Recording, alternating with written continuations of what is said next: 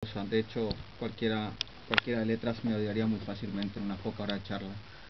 Pero la otra vez escuché una entrevista, esto que no sé si conoces el sitio TED.com, un sitio donde llevan a gente intelectual así muy conocidos que tiene ideas estas radicales para que expliquen en una conferencia.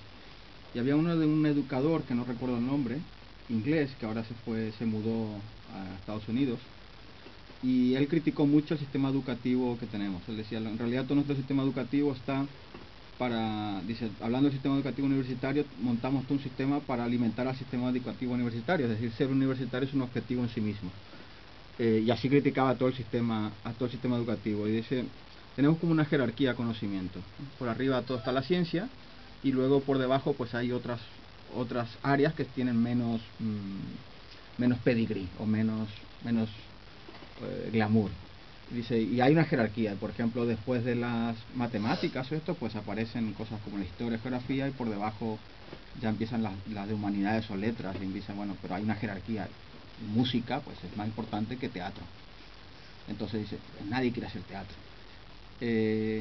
Y eso dice que es malo para los niños, porque dice, los niños en realidad son muy creativos e inventores por naturaleza, y luego le enseñamos a convertirse en rutinarios, todo nuestro sistema educativo.